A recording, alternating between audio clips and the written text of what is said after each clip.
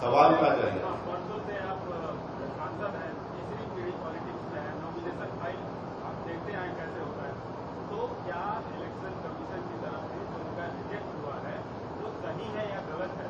आप इंडिविजुअल आपकी राय है।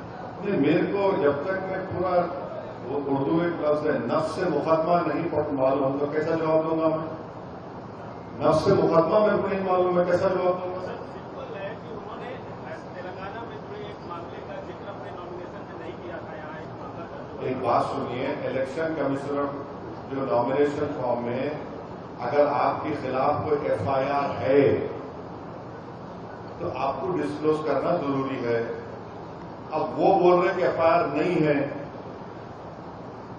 अब इसका इलेक्शन कमीशन को जाकर के मिलकर भी है ना। मैं कल अभिषेक मनु सिंघवी साहब जो तेलंगाना के राज्यसभा के एमपी हैं, उन्होंने ये कहा कि उनके खिलाफ एफआईआर नहीं है, वो एक प्राइवेट कंप्लेंट था।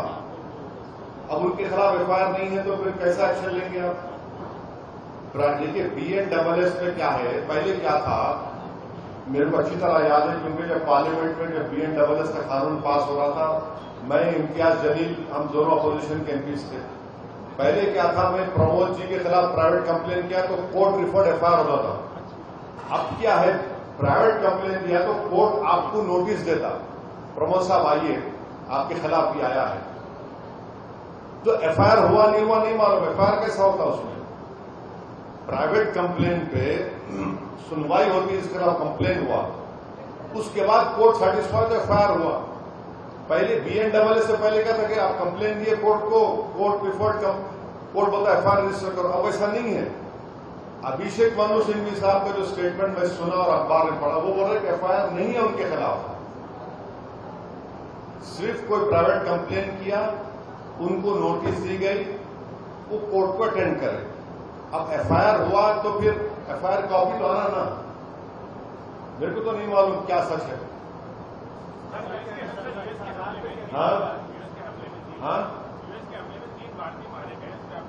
कंडेम करता हूं, मैं बिल्कुल कंडेम करता हूं। ट्रम्प जो है दीवाना हो गया, उन्हें पूरे मुल्क को, पूरे दुनिया को परेशान कर दे रहा। आप बताइए कितने लोग हमारे मर रहे हैं, हमारे शिप पे हमला कर दिया। तुम्हारा सेंटकॉम सेंटर को नहीं मालूम कितने कश्तियां जा रही वहां पे? सबको मालूम, सेंटकॉम जो यूएस का सेंटकॉम सेंटर है, सब मालूम। हमारी कश्ती पे आप हमला कर दिए। मैं कंडेम करता हूं, उसको मजम्मत करता हूं।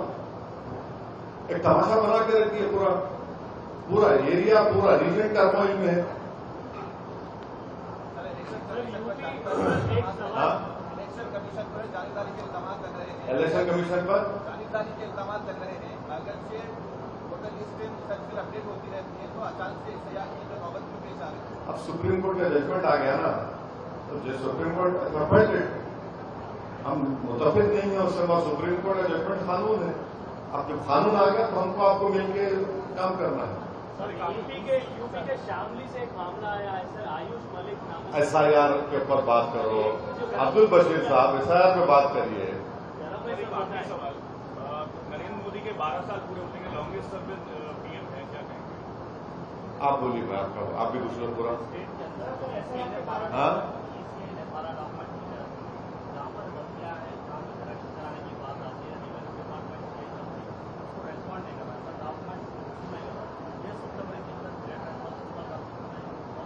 नहीं, डॉक्यूमेंट देखिए, स्टेट गवर्नमेंट क्रेडिट देना पड़ेगा कि हम लोग जाकर सीएम से बोले थे कि आपके 100 डेज का प्रोग्राम था ना, उसमें आप हर असेंबली कॉन्स्टिट्यूंसी में बी सेवा सेंटर खोलो या उसका लिंक दो, खोले।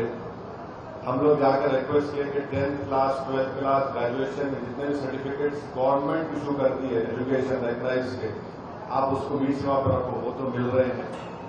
कास्ट सर्टिफिकेट के लिए भी हमारी रिप्रेजेंटेशन सीएम ने, गवर्नमेंट ने कहा कि जल्द से जल्द विदिन 6 डेज दो। अब कौन से ऐसे डॉक्यूमेंट्स है? देखिए, रेवेन्यू से क्या डॉक्यूमेंट मिलेगा आपको? जीएचएमसी से कोई document, GHMC cannot give any document.